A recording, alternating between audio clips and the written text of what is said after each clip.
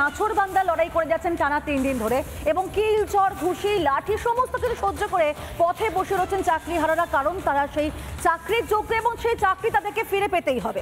অন্যদিকে তাদেরকে আটকানোর জন্য কি বিশাল আয়োজন পুলিশের। তবে যেভাবে তাদের সঙ্গে দুর্ব্যবহার করা হয় প্রত্যেকটা ইস্যুকে কিন্তু একেবারে উপেক্ষা করে এবং সেগুলোকে অগ্রাহ্য করে অস্বীকার করেন পুলিশ আধিকারিকরা। আর এবার তাদের পাশে দাঁড়াতে আরো একবার সামিল হলেন রাজ্যের বিরোধী দলনেতা, গেলেন বিকাশ ভবনে।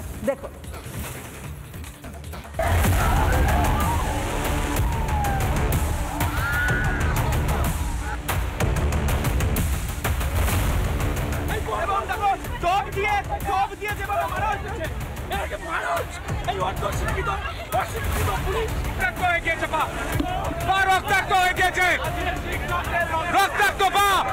শিক্ষা ব্যবস্থা রক্তাক্ত।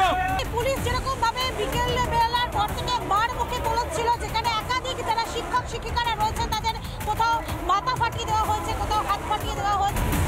চাকরির বদলে কিল চড় লাঠি ঘুষি জাতির মেরুদণ্ডে। চাকরির বদলে পুলিশের লাঠি জাতির মেরুদণ্ডে। মেরেছে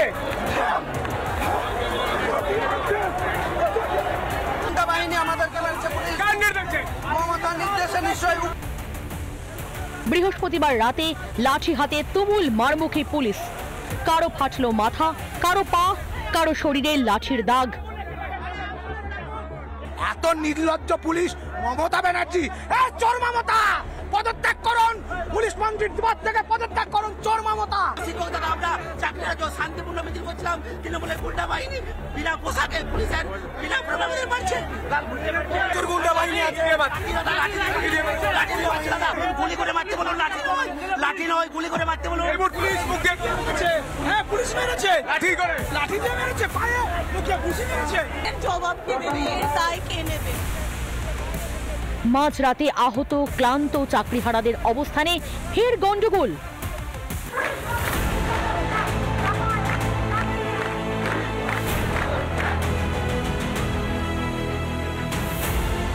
সকালে বিকাশ ভবন যেন দুর্ভেদ্য দুর্গ। মোতায়েন প্রচুর পুলিশ, ব্যারিকেডের দেওয়াল, তৈরি কাঁদানে গ্যাসের শেলো।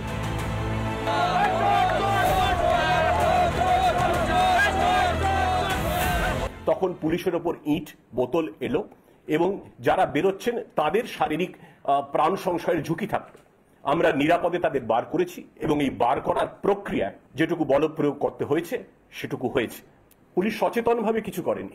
আমাদের সহযোদ্ধা যে আহত করেছে, মেরেছে, রক্ত বের করেছে তার প্রমাণ আছে, ওনারা প্রমাণ দেখাক না। So it has been not the rampant লাঠি চার্জ আপনারা যেটা দেখাচ্ছেন বা যেটা বলছেন সেটা কোনো মতেই হয়নি। আমরা যতটুকু মিনিমাম বল প্রয়োগ করা সেটুকু করা হয়েছে। কি মানে বাজেভাবে সবাইকে মারা হয়েছে, মানে এটা এক্সট্রিম লেভেল বলবো, মানে ব্রুটালিটি যেটাকে বলে, মানে এইভাবে হয়নি এর আগে কোনোদিন। হাতের চাকরিটার মেয়াদ এই ডিসেম্বর পর্যন্ত। রাজ্যের দুর্নীতির দয়ায় প্রায় বছর 10 পর ফের অযাচিত পরীক্ষার মুখোমুখি হাজার হাজার চাকরিহারা। ছেলে মেয়েগুলোর বিরুদ্ধে জামিন অযোগ্য ধারায় একাধিক মামলা করিয়েছে ফলস মেডিকেল করে। এ অন্যায় মেনে নেওয়া হবে না। 9 জন বিধানসভা হবে, এটার সমাধান না করলে বিধানসভা চলতে দেব না। আমাদের আনকন্ডিশনাল সাপোর্ট আছে, আমরা এদের পাশে আছি। নীতি নৈতিকতা তো বেশ বাউ জলে। দেওয়ালে পিঠ থেকে যাওয়া এই মানুষগুলোর পাশে এসে দাঁড়ানো দুরস, উল্টে পুলিশের লেঠেল বাহিনী দিয়ে নতুন পাঠ পড়াতে ব্যস্ত রাজ্য সরকার।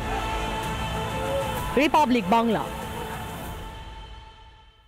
নানা ধরনের কন্টেন্ট দেখার জন্য লাইক করুন, শেয়ার করুন আমাদের ফেসবুক পেজ, সাবস্ক্রাইব করুন আমাদের ইউটিউব চ্যানেল। পাশাপাশি অন্যান্য ব্রেকিং নিউজের জন্য অবশ্যই চোখ রাখুন রিপাবলিক বাংলায়।